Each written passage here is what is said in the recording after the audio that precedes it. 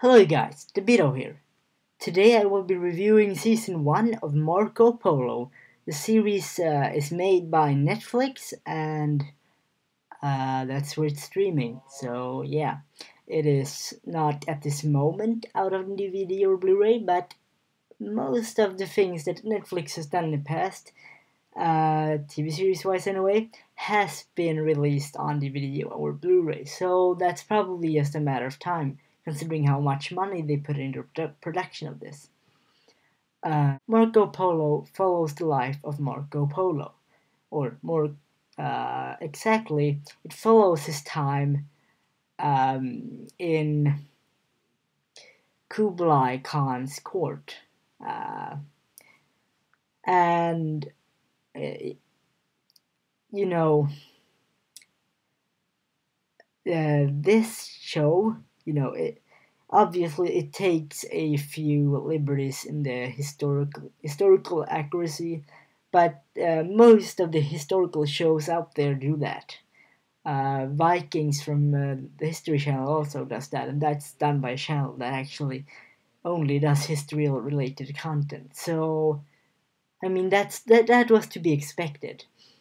Uh, well, I guess I should begin talking about the good things about show. First of all, the production values. The show is worth watching just for that, actually, because it looks so good. Everything just looks slick. Um, you can really see that they've put a lot of money into producing all of the backgrounds and all of the all of the clothes and all of the sets and stuff like that. It's all very neatly, very good produced, which is good. That's a real good thing, and that's kind of what what makes this show really worth watching. Because the fight choreography and stuff like that, is good too, but the show is plagued by some problems. Problems that, if the show would have a lesser budget, would make this show not so worth watching. First of all, the script, it's not that good. Um, I mean, usually I don't know. I only notice when scripts are either really good or really bad, and this script was not really good. It was pretty stiff, to be honest. And that it's that's a shame, because many other things about the show was great. So if the script would have been great too, this would really have been a show to look at, Um, I Most of the characters are not that great written, and the guy who plays Marco Polo, his acting isn't isn't great either all the time. At times it's great, but at other times it's really bad. One thing that I gotta mention though, is that they did a really good job of bringing out Genghis Khan's character. Uh, I feel like you really kind of understood where he came from, and he's by no means a good guy. Most of the people on that show was not good guys, and he's not a good guy either. He kills a lot of people during the series. He and many other people as well, for that matter.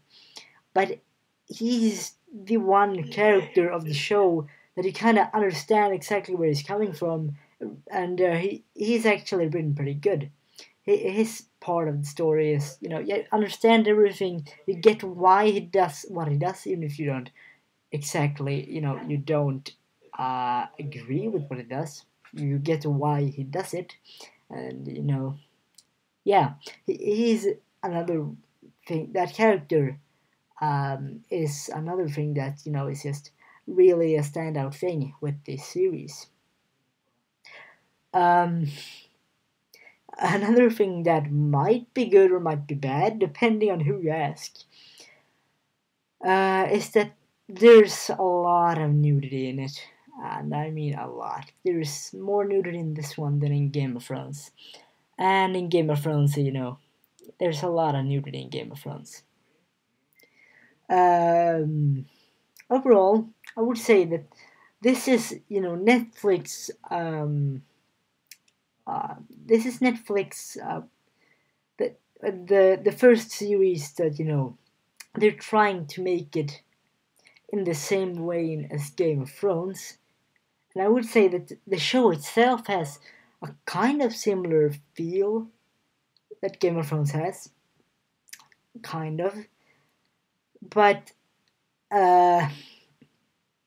except the very very over the top fights and that the writing is pretty bad. I think Game of Thrones it's not.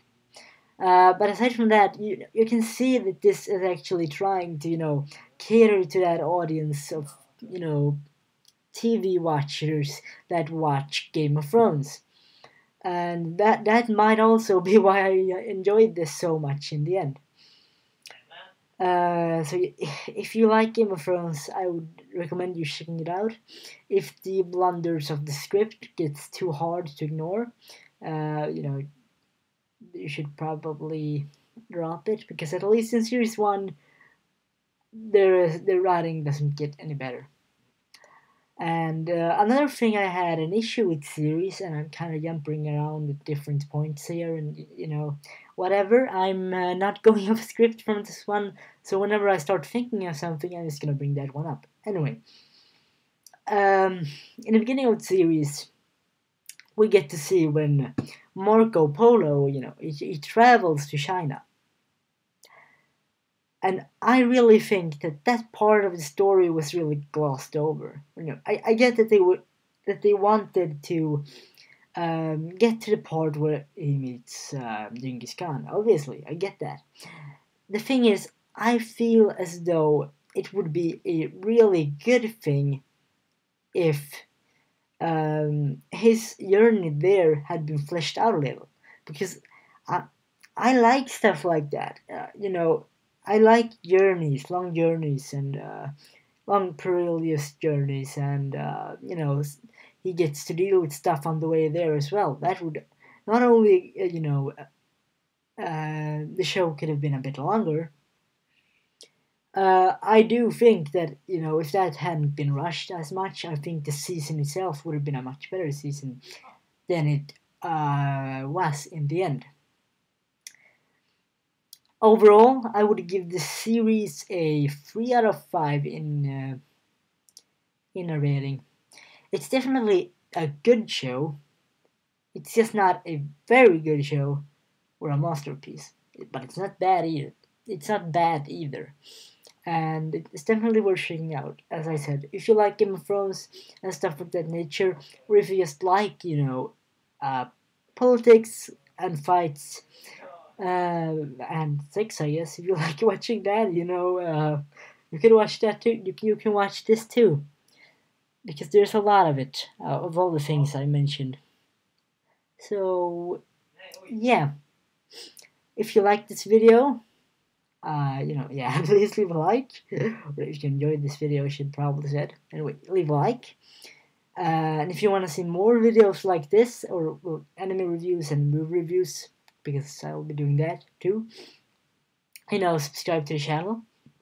If you want to talk about Marco Polo, you can do that in the comment section. And yeah,